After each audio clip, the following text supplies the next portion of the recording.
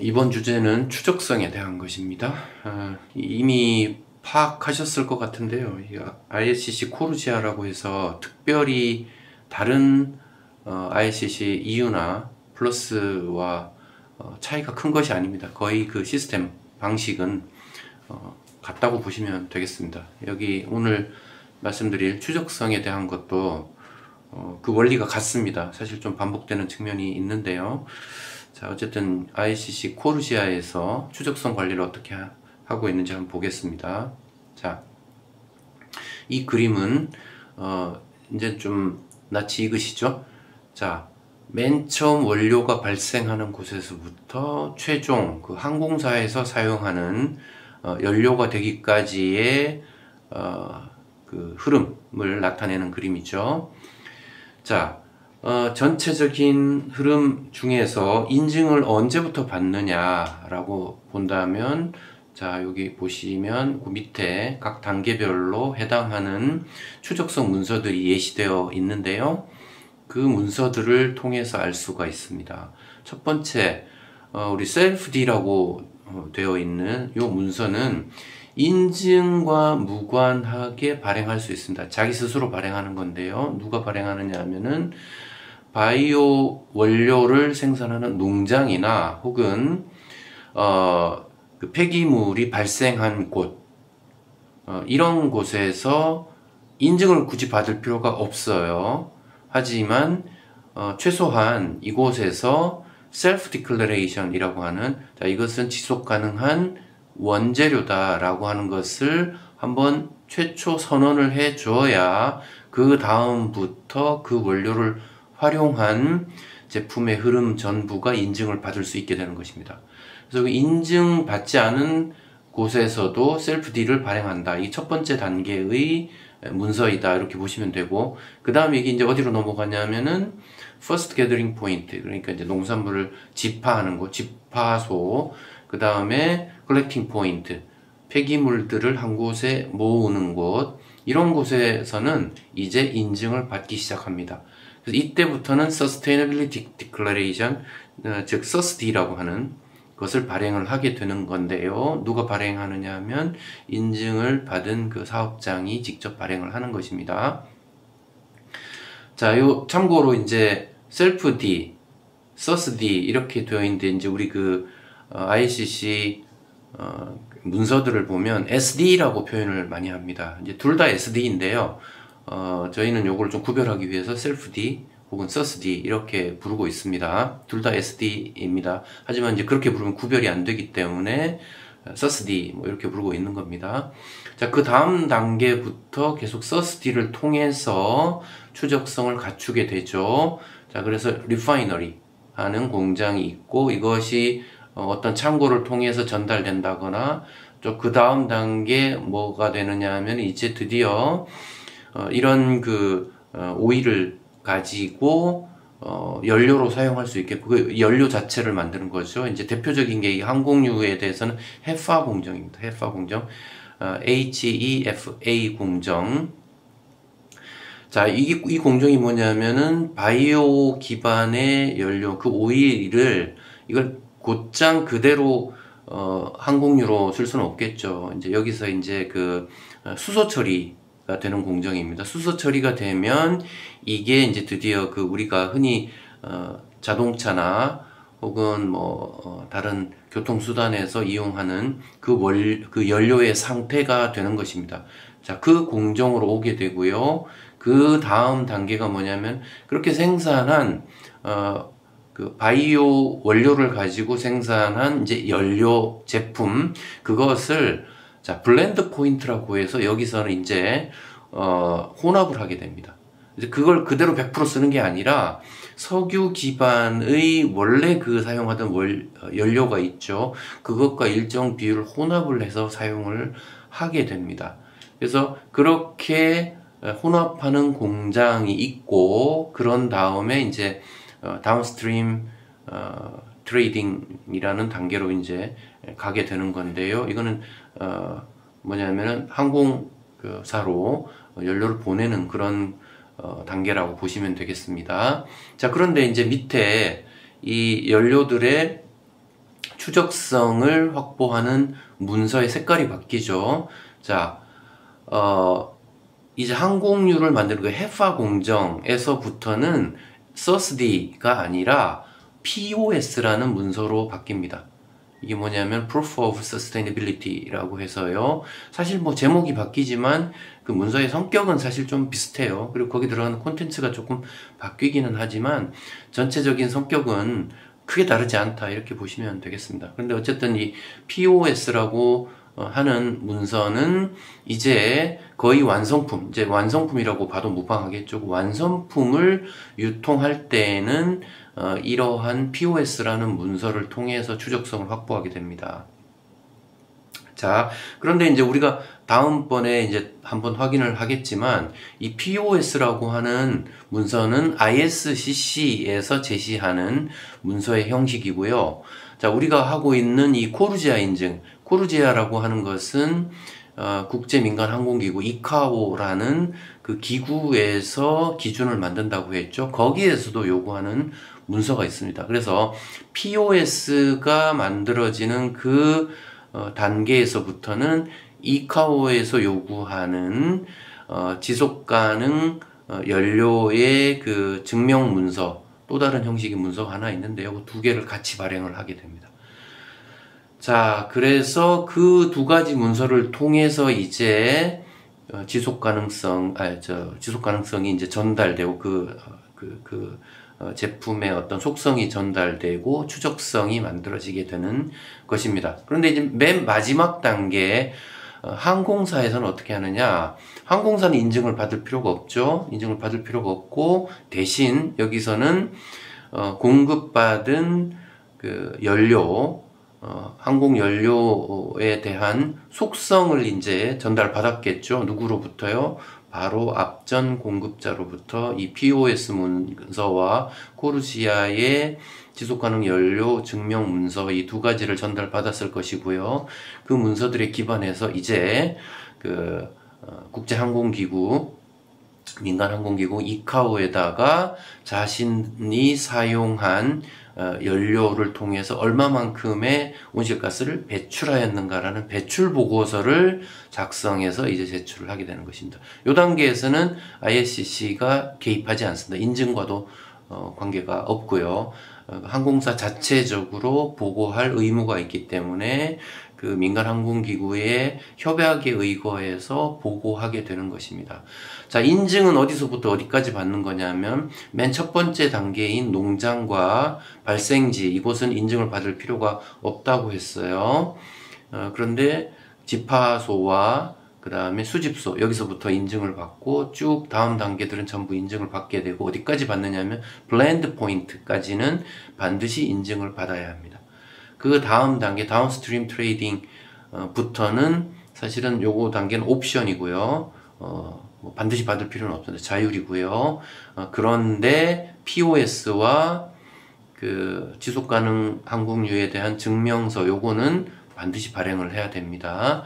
인증을 꼭 받을 필요는 없지만 이 문서들은 추적성을 확보하기 위해서 꼭 발행하게 되어 있다. 그 다음 마지막 항공사의 경우도 인증을 받을 필요가 없습니다. 하지만 자신이 사용하는 그 지속가능 연료에 대해서는 POS와 그 다음에 그 증명서, 코르시아 증명서 반드시 받아야 되고 거기에 기반해서 온실가스 배출 보고서를 이카오에 제출하게 되어 있다. 자, 이런 구조로 해서 추적성을 확보하게 됩니다. 자, 지속가능 선언서라고 우리가 이제 흔히 말을 하고 있는데 증명서라는 말이 맞죠. 선언이라는 말은 좀 우리 국어 사전에서 말하는 것과 좀 다르죠. 우리 그 언어에 맞추자면 증명서 정도가 맞겠습니다. 그래서 지속가능 증명서라고 하는 것을 발행함으로써 그걸 다음 단계 사업장에서 전달받고 그래서 거기에다가 지속가능성의 어떤 그 속성을 계속 축적해서 이제 전달하게 되는 그런 방식이죠. 그래서 거기 어떤 내용이 적히느냐, 이 화면과 같습니다. 뭐 일일이 설명은 안 하겠습니다만, 이 화면 보시면 되고요. 그 다음에 POS라는 문건이 이제 발행이 된다고 그랬는데 어떤 단계에서부터는요, 그 문서와 함께 발행해야 되는 것이 뭐라고 그랬죠? 코르시아의 지속가능 연료의 증명서라고 되어 있습니다. 그 이름이 이제 코르시아 Eligible Fuel Claim Form이라고 하는 것인데, 거기에는 이런 내용들이 적힙니다. 그런데 이제 굳이 이걸 왜 따로 적느냐, POS만 가지고 하면 되지 않느냐. 그런데 이제 왜 그러냐 하면 ISCC가 추구하는 어떤 그 정보의 내용과 코르시아가 또 요구하는 정보의 내용이 약간의 차이가 있기 때문에 서로 보완하는 문서다. 하나의 문서만 가지고는 완벽하게 정보 전달이 안 되기 때문에 이 두 가지를 보완해서 서로 사용하고 있다. 이렇게 보시면 되겠습니다. 그러니까 예를 들자면 SD, 이제 이게 POS에도 사실 거의 이런 내용이 적힙니다. 예를 들어 보자면 이제 여기 보시면 무슨 내용이 있느냐면은 원산지라고 있죠. 어느 나라에서 만들어진 원재료이느냐, 이제 이런 내용이고요. 그 다음에 또 보면은 온실가스 배출량에 대해서도 상세한 내용을 적게 되어 있습니다. 상세한 내용을. 그래서 상당히 그 각 단계별로 전달되어 온 온실가스 배출 이 양들이 혹은 이제 계산된 내용들이 전달돼서 계속 축적이 되는 이런 시스템인데요.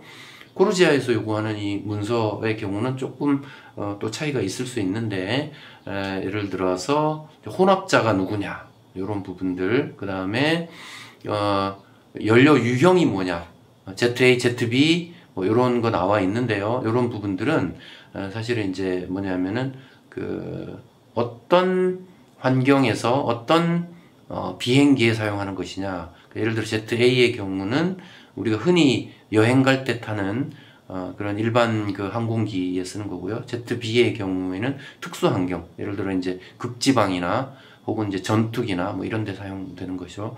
근데 AV 가스도 마찬가지입니다. 특수한 경우에 사용되는 연료의 유형이 되겠습니다. 뭐 이런 부분들은 SD나 POS에서 없기 때문에 보완적으로 이제 사용을 하고 있는 것이고요. 온실가스 배출량 같은 경우에 여기에서는 그냥 총량 정도로 하면 되지 자세하게 적을 필요가 없습니다. 그래서 두 가지 문서는 이렇게 서로 보완적으로 사용이 되고 있다라고 보시면 되겠습니다. 자, 매스 밸런스를 이제 하게 될 텐데요. 우리가 ILCC EU나 플러스에서 그 몇 가지 옵션이 있었어요. 추적성을 확보하는 방법 중에 예를 들어서 피지컬 세그리게이션, 완전히 물리적으로 분리해서 관리하는 방법이 있었죠. 인증된 거는 완전히 분리해서 사용하는 방법입니다. 현실적으로 어렵기 때문에 가장 많이 사용하는 방법은 매스 밸런스의 방법입니다. 이 매스 밸런스 5원칙은 ILCC EU나 플러스에서도 동일하게 적용이 되었고요. 이 코르시아에 대해서도 마찬가지로 적용이 되는 것입니다. 그래서 먼저 사이트 스페시픽, 뭐냐면은 그 사이트에서 벗어나면 또 다른 매스 밸런스를 해야 되는 겁니다. 한 회사가 여러 사이트를 운영하고 있다고 해서 그걸 통으로 매스 밸런스 하지 않는다라는 겁니다. 분리된 사이트마다 매스 밸런스를 해야 돼요. 자, 그 다음에 머티리얼 스페시픽이라고 하는 것은 원재료가 어떤 내용물이냐라는 것입니다.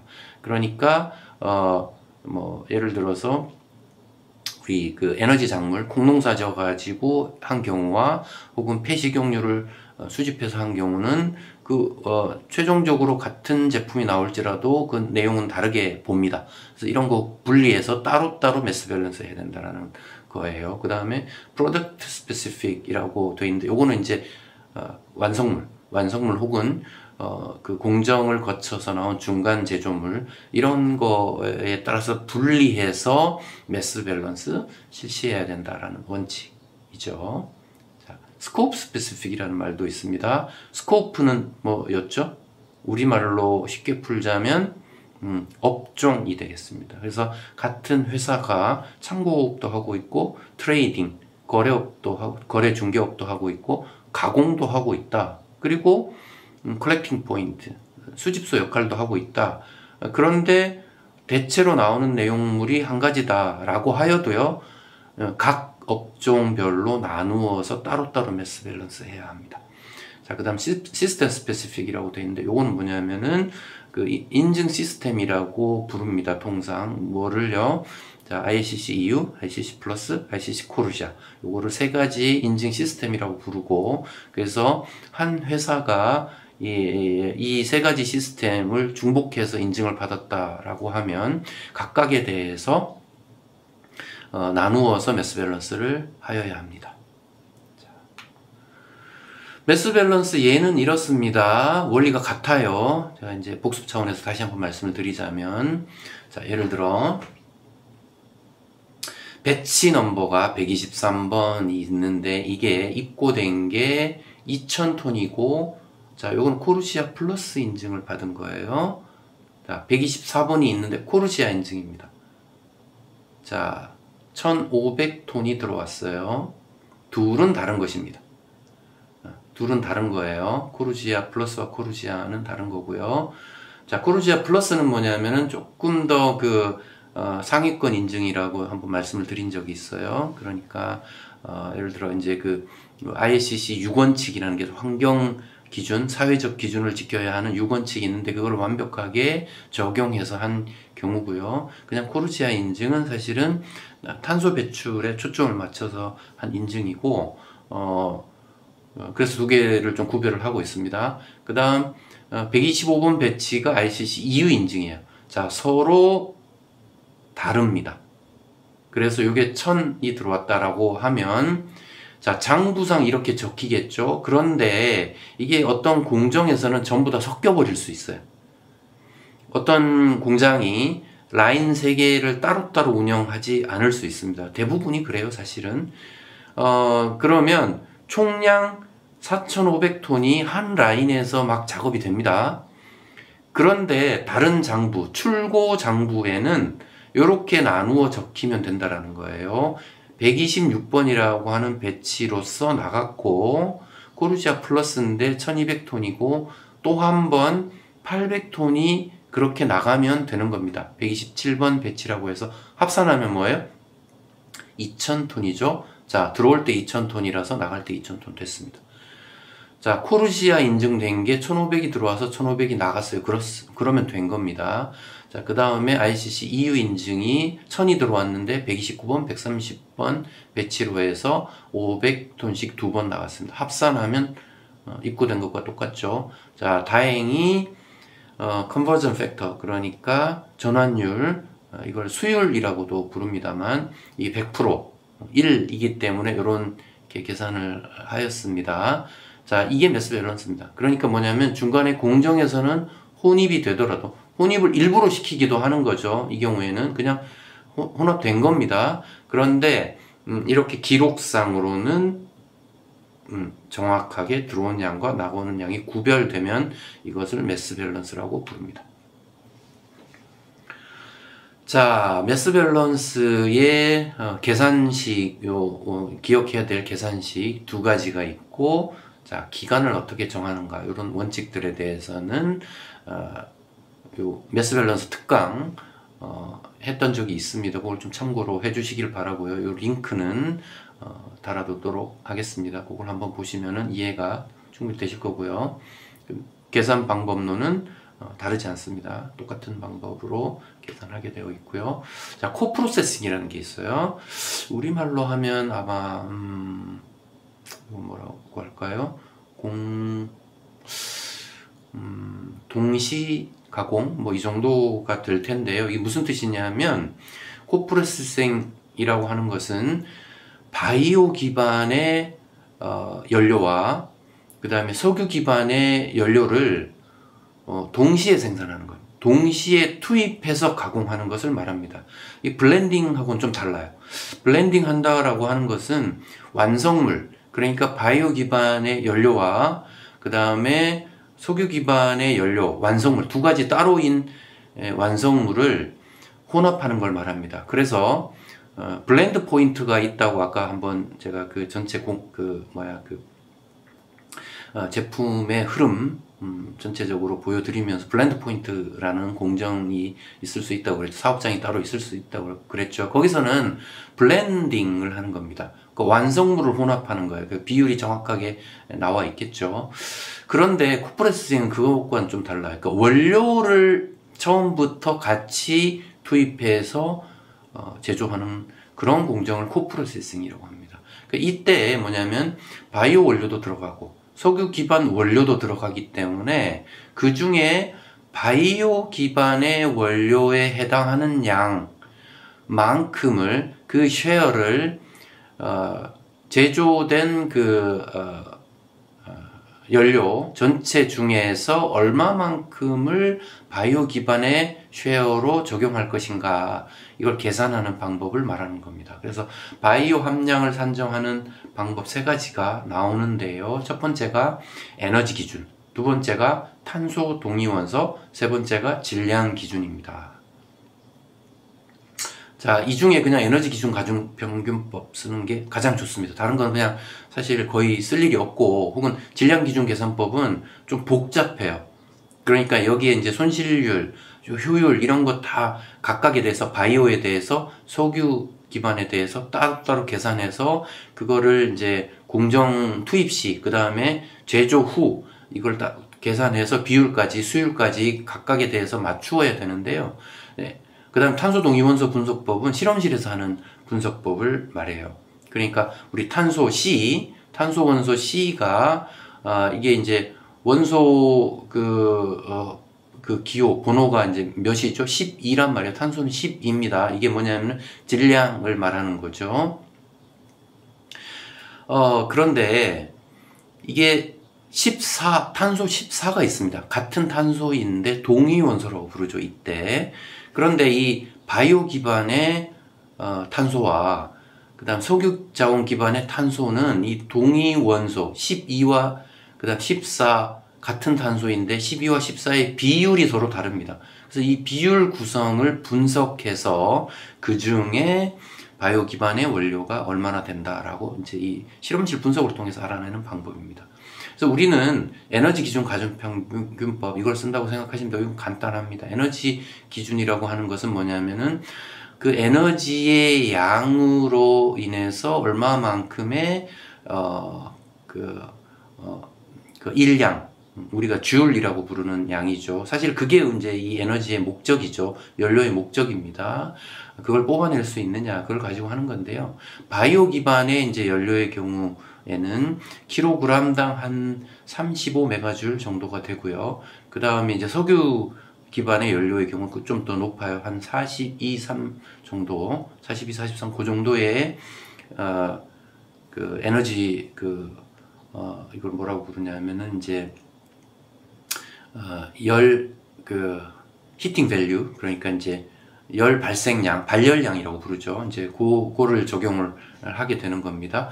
그건 이미 정해져 있기 때문에 그걸 통해서 가중치를 적용해서 계산하면 그냥 간단하게 나옵니다. 그러니까 이제 코프로세싱의 경우 에너지 기준 가중평균법을 쓰는 것이 좋겠다.